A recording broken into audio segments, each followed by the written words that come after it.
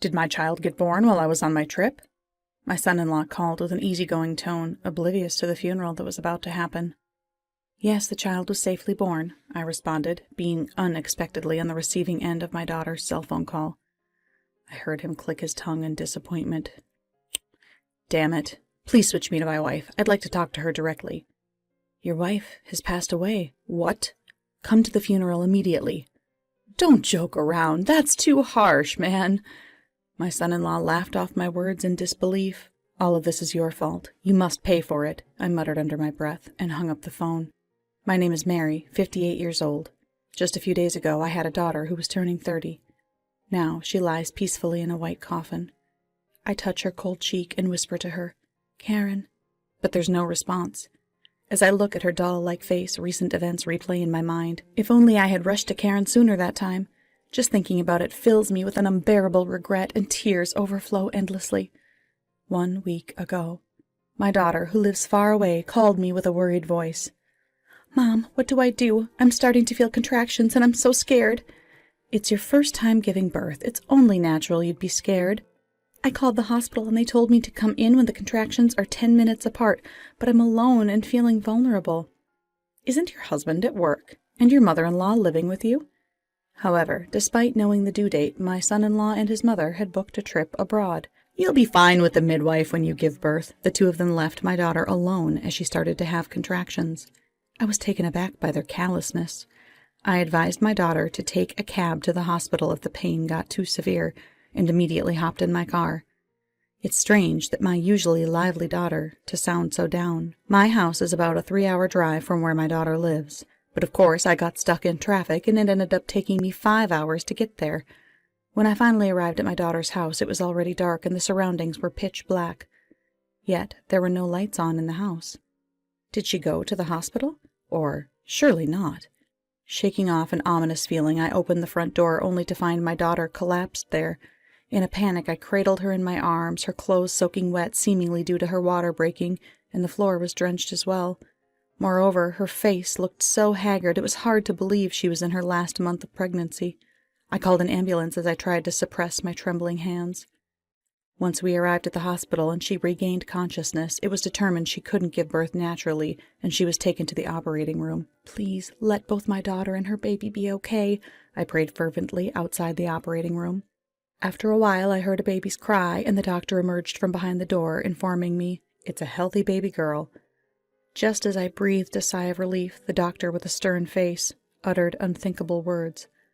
Your daughter lost a lot of blood, and her strength has been severely depleted. We need to monitor her closely for a while. Please be prepared for the worst. What? No, that can't... My daughter, who had just been wheeled out of the operating room and into her hospital room, was utterly exhausted. My daughter was in such a state, with countless needles in her arms and an oxygen mask on her face. The joy of my granddaughter's birth was overshadowed by concern for my daughter, Karen.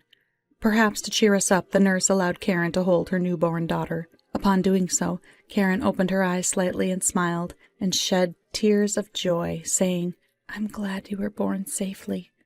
2 days later, I was able to have a conversation with my daughter, who had regained a bit of strength. Sorry for causing you trouble, Mom. As long as you and the baby are safe, that's all that matters. I asked my husband if I could give birth at my parents' house, but he rejected the idea. I thought he'd at least cancel his trip. He's awful for leaving you in labor like that. Yeah, I might not be able to protect the baby if things stay like this. My daughter, seeming determined, asked me for a favor. That same day, I completed what she asked, and when I reported back, Karen, looking relieved, closed her eyes and fell back asleep. I wish she would recover. She's so pale. I prayed desperately over and over, but my hopes did not reach the heavens, and Karen's condition worsened day by day.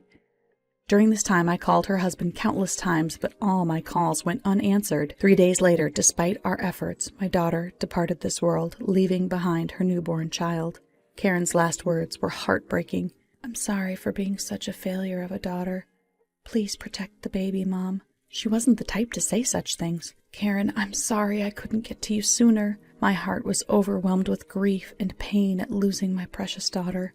But I couldn't just wallow in sorrow. I made countless calls to my son-in-law's mobile phone to inform him of Karen's death, but he never picked up. In sheer desperation, I headed to my daughter's home to look up the phone number of the hotel she was staying at during her trip. While there, searching for anything like an itinerary, I stumbled upon my daughter's diary in a drawer. What in the world? This is horrible! The diary contained a truth far beyond my imagination. As I continued reading, I discovered the real meaning behind my daughter's words when she called herself a failure of a daughter. Overwhelmed with trembling hands and a heart that wouldn't stop shaking, I crouched down right there on the spot. I will never forgive them for causing my child such pain. I'll make them regret this. I held my daughter's diary close to my heart, making that vow with determination. Several days later, her carefree son-in-law returned my call.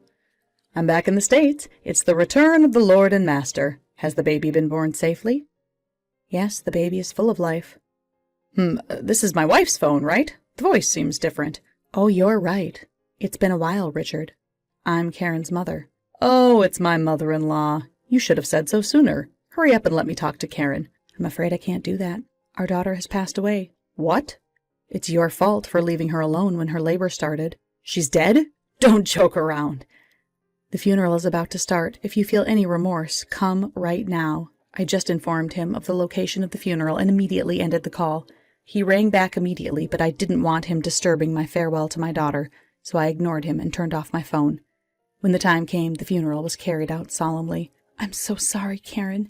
It must have been hard for you, and I'm sorry I didn't realize it sooner." Tears kept falling no matter how I tried to wipe them away. Next to me, I could see my husband biting his lip, keeping his head down, desperately holding back his tears.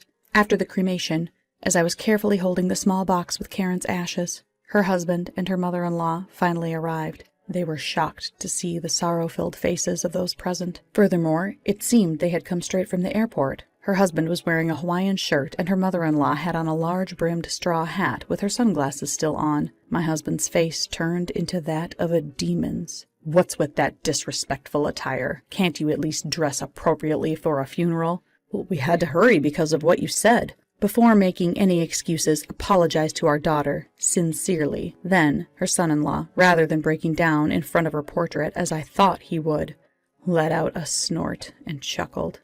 "I should be the one receiving an apology. Who's going to take care of the house now? Anybody can give birth." She was an utterly hopeless wife. What a despicable thing to say. "I'm just telling it like it is." His mother, sitting next to him, fervently nodded. "That's right." Angry, my hand tightened up into a fist, my nails digging into my skin, a sharp pain shooting up. My usually gentle husband had an uncharacteristically fierce look in his eyes, a sight I had never seen before. Yet he didn't seem bothered by it. "So, did she have a girl?" "Yes." "I knew it. If only you could have given me a boy to carry on the family name. You're just a useless, incompetent daughter-in-law." I gritted my teeth, suppressing the urge to lash out at him. "I don't need the kid. Raise it yourselves." "That was the plan from the start. Besides, you and Karen's divorce was already finalized." "What? Divorce?" "I submitted the divorce papers at Karen's request. You wrote them yourself, right? Used them as a threat?" Karen, who had been tolerating all sorts of abuse because she believed her child needed a father, had entrusted me with the divorce papers because she feared she couldn't protect the child. Karen won custody, so we will take responsibility for raising the child. "You went and filed the papers without permission? But since Karen's gone, by default, I get custody. I'll raise the kid, so pay up child support." "Do you understand what you're saying?" "Yeah. Hand over the kid. I'll take care of her for free. Just pay me." "How despicable. We've already applied for guardianship, so you're the one who's going to pay child support." "Huh? You're greedier than I thought. But I have Karen's life insurance payout. I can afford to pay around $1,000. I was taken back by my son-in-law's words. It sounded like he had planned for Karen to pass away first. "Wait, you mean—" "Everything went according to plan. Karen finally made herself useful, huh? Ha ha. So you deliberately left our daughter?" "Well, yeah." I was so shocked I nearly collapsed, but my husband caught me in the nick of time. Even he was shaking his shoulders in disbelief, whispering, "I can't believe it." The relatives around us started to whisper and exchange glances. When I told my mother-in-law the baby was a girl, she yelled at me, "You can't even give me a grandson. You're such a useless daughter-in-law." My husband told me, "You're a total failure. A hopeless woman. Disgusting." I was really sad. But I thought they'd love the baby once she was born, so I have to endure it for now. I took my daughter's diary out from my bag and began to read. In the scorching midsummer sun, my mother-in-law made me go shopping. When I got back, she immediately made me pull weeds from the garden. She kept ordering me around, even making me redo dinner if she didn't like it. I don't know what to do. All the reasons for my daughter's exhaustion during her last month of pregnancy were written in the diary. How dare you take that without permission? You're nothing but a thief. And you made sure we couldn't contact her.